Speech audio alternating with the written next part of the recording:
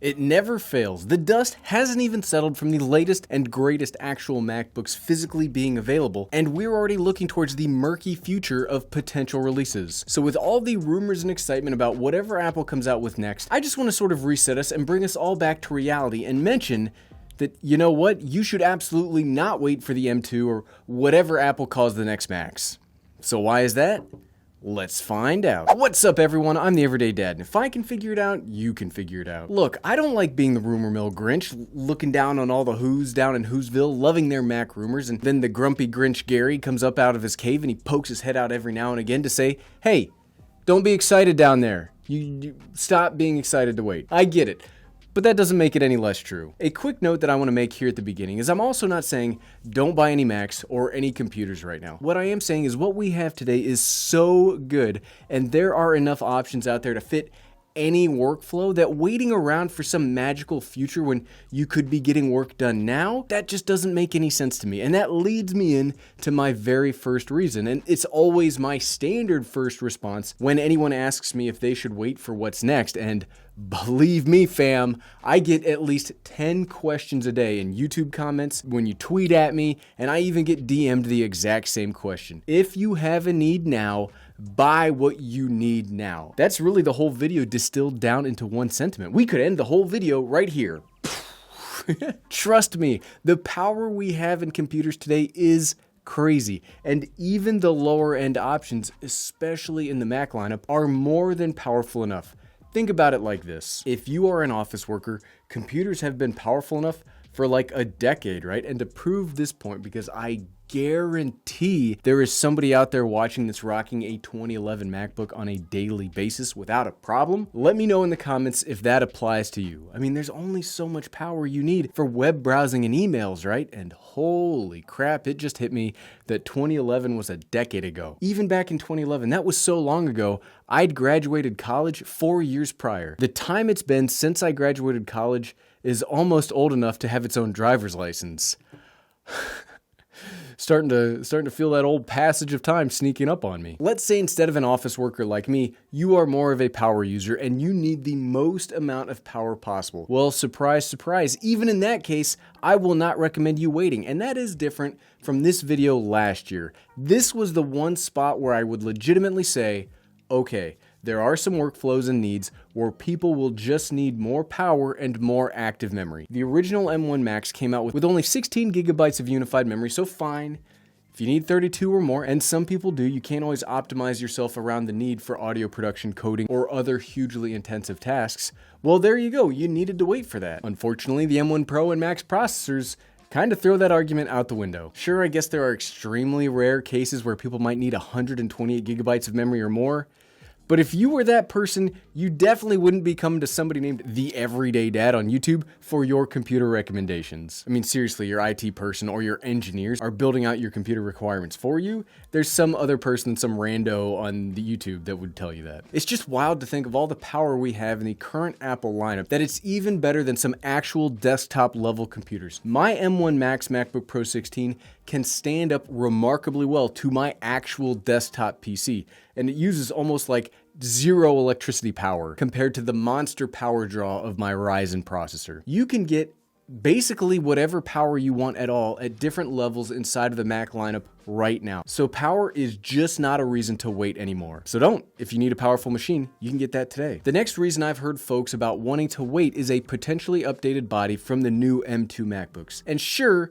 maybe you don't like the older style from the M1 standard MacBooks, but it's still pretty darn useful. We've seen inside of my own accessory videos that you can take a MacBook Air, take a couple of key gadgets, and you've now got a very respectable desktop/laptop hybrid computer that really can't be touched by too much else on the market. It's crazy that a year later, you still cannot match the M1 standard MacBook Air for straight versatility. It's super small, super powerful, and as a work machine, it can practically do anything. I don't want to see a new body come out that's a little bit bigger with more ports for the Air. I want the Air to lean into that key feature, its smallness, and see just how small and portable it can get. But that means in that sort of a future, you really aren't getting all that much different between what we've got today and what we could have in the M2 Max. Yes, I would like to see an updated display with all that crazy mini LED technology come to the lower end lineup, but I don't think we'll get the display from the MacBook Pros into the smaller bodied Macs for a couple of reasons.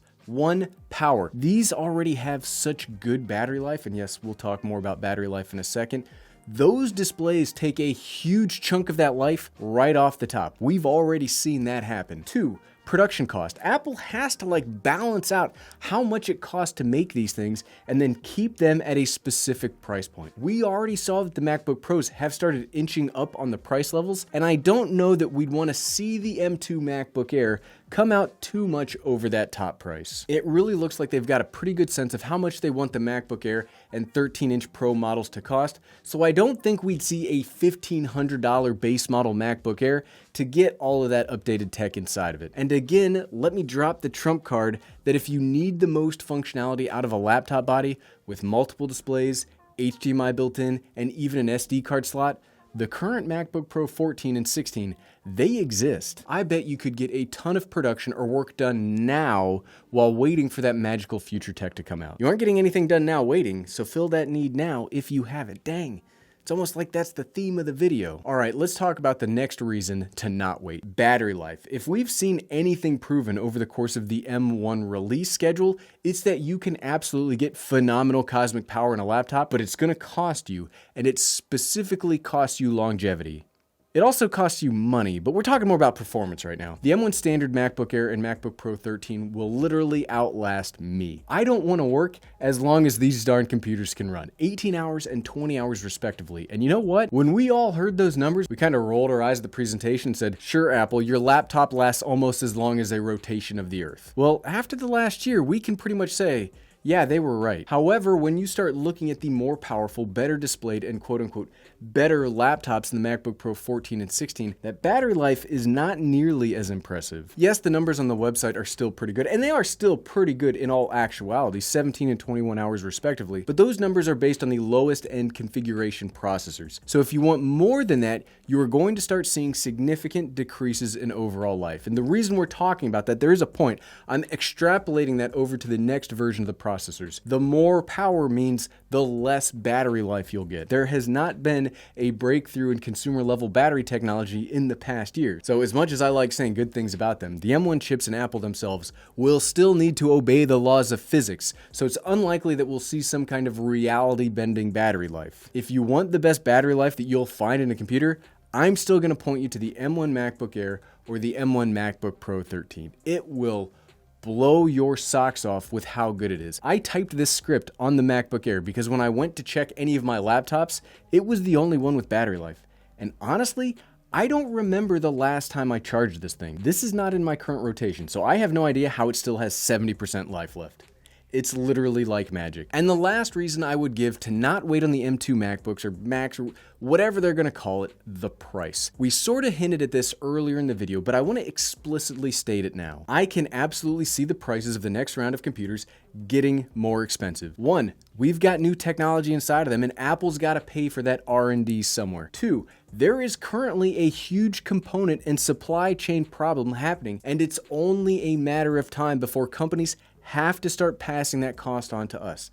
Seriously, they can't absorb that forever. Three, we already saw the price of the MacBook Pro 14s and 16s go up earlier this year. It's coming, folks. Now, I'm not saying that it's going to be an earth-shaking amount or that the dreaded Apple tax will be coming back, but if you are living inside of a particular budget, the next round of computers will almost certainly be more costly. And what's cool is right now you can get the older M1 standard computers for far less on the Apple refurbished site. Sure, those other computers and the new ones will make their way to the refurbished site eventually, but again, that's probably in another 6 months to a year for the 14 and 16, and who knows how long for the M2 computers. It's very easy for us YouTubers and other tech enthusiasts to just say, hey, it's gonna cost what it's gonna cost. But I think that's not how most folks see their purchases. People that aren't buying this stuff to make YouTube videos, you've gotta live inside of a specific budget, right? And that will probably be pushed out farther with the next round of tech. But at the end of the day, so what, right? Look, I'm just as excited as the next person to see what Apple comes up with next. When it comes out, I guarantee that I'll be right up there with everybody else gushing over the new tech because I like new gadgets and new toys. But I don't think it's necessarily worth waiting on if you have a specific need right now. I say this a ton. You have to know what your needs really are, or you are just setting yourself up to waste a ton of money. And before I come across like some kind of a perfect person on my soapbox talking down on everybody, if you follow me on Twitter, you know that I waste a ton of money on cameras because I rarely actually lay out my needs before purchasing stuff. I want to save you from making my mistakes.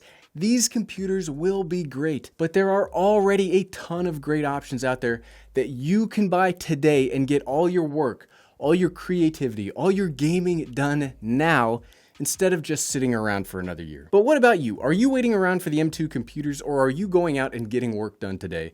Let me know in the comments below. And if you like this video and you want to see what I'd personally like to see out of an M2 MacBook Air, good news, I made a video all about that you can find by clicking right here. Click, click, click, click, click, click, click. Thanks for watching.